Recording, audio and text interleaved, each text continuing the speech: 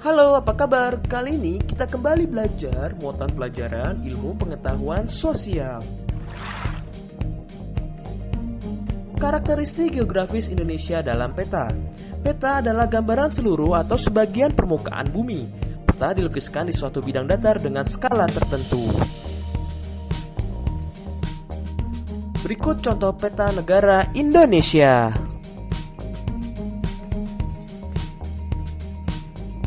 Terdapat dua macam peta antara lain. Pertama, peta umum adalah peta yang menggambarkan suatu daerah secara umum. Kedua, peta khusus adalah peta yang menggambarkan hal-hal khusus dari suatu daerah, seperti peta tambang, peta flora, dan fauna langka.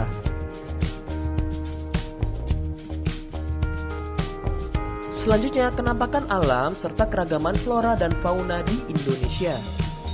Kenampakan alam serta keragaman flora dan fauna antar wilayah di Indonesia berbeda-beda. Berikut akan dijelaskan kenampakan alam, flora, dan fauna berdasarkan pulau-pulau besar di Indonesia. Pertama, Pulau Sumatera. Berikut penjelasannya.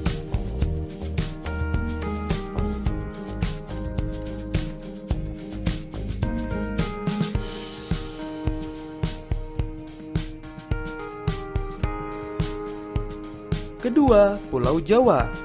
Berikut penjelasannya.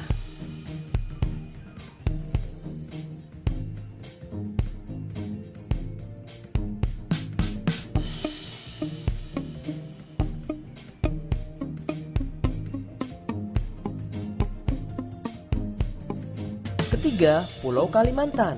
Berikut penjelasannya.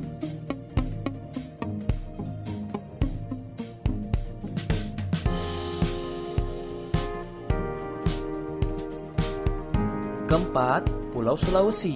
Berikut penjelasannya.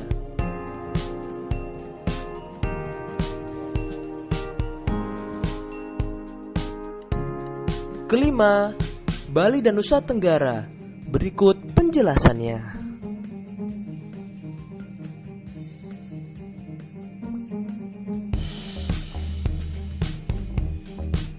Yang keenam, Pulau Papua. Berikut penjelasannya.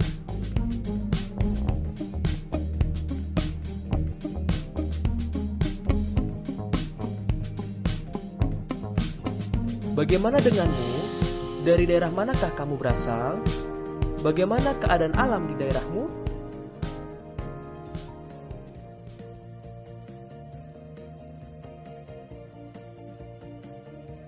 Flora di Indonesia. Flora adalah tumbuhan, sedangkan fauna adalah hewan.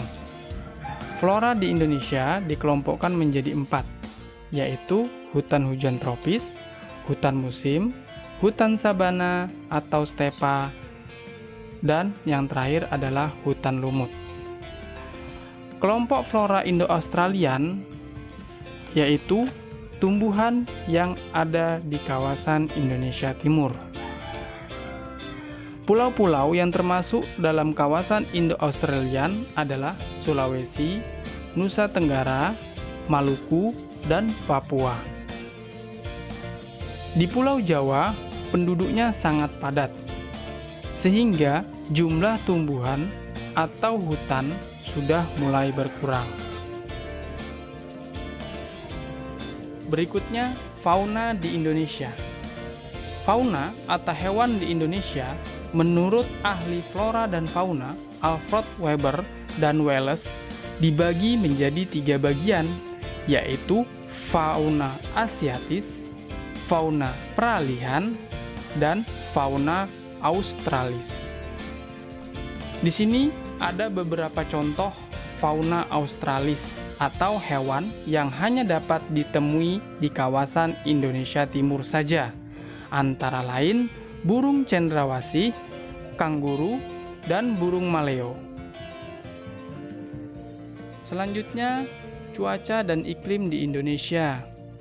Cuaca adalah keadaan suhu udara, tekanan udara, curah hujan, angin, sinar matahari pada waktu dan tempat tertentu. Sedangkan unsur-unsur cuaca yang sering diamati dan diukur oleh manusia adalah suhu, kelembapan udara, angin, dan curah hujan. Selanjutnya iklim. Iklim adalah keadaan rata-rata cuaca di suatu wilayah yang luas dan diperhitungkan dalam jangka waktu lama. Iklim di Indonesia sendiri dibagi menjadi 3, yaitu iklim tropis, iklim musiman, dan iklim laut.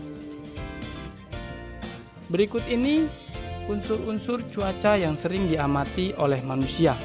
Yang pertama, suhu. Suhu udara adalah panas dan dinginnya udara. Yang kedua, kelembaban udara adalah banyaknya uap air yang terkandung di udara. Yang ketiga, angin adalah udara yang bergerak. Seperti contohnya angin laut yang bergerak atau bertiup dari laut ke daratan. Angin laut dan angin lembah bertiup di siang hari, sedangkan angin darat dan angin gunung bertiup pada malam hari. Yang terakhir adalah curah hujan. Curah hujan adalah banyaknya hujan yang jatuh di suatu daerah pada waktu tertentu. Nah, biasanya hasil dari pengamatan curah hujan ini kita saksikan seperti ramalan cuaca di suatu daerah. Apakah besok hujan, cerah, atau berawan. Seperti itu contohnya. Iklim di Indonesia. Yang pertama, iklim tropis tadi. Nah, iklim tropis memiliki panas dan curah hujan yang tinggi, di mana panas dari cahaya matahari sangat dibutuhkan oleh beberapa industri seperti industri garam.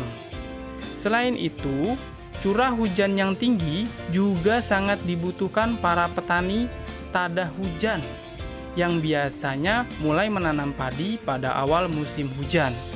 Dikatakan petani tanda hujan karena sawah mereka tidak memiliki irigasi, jadi airnya mengandalkan dari curah hujan, sehingga mereka baru mulai menanam padi pada awal musim hujan. Yang kedua, iklim musim terjadi karena angin musim barat dan angin musim timur. Angin musim barat bertiup biasanya pada bulan Oktober sampai bulan April. Sedangkan angin musim timur bertiup pada bulan April sampai bulan Oktober. Yang ketiga, iklim laut. Terjadi karena Indonesia memiliki sekitar 70% wilayah perairan. Wilayah perairan tersebut termasuk seperti sungai. Nah, seperti contohnya Sungai Membrano yang terdapat di Papua.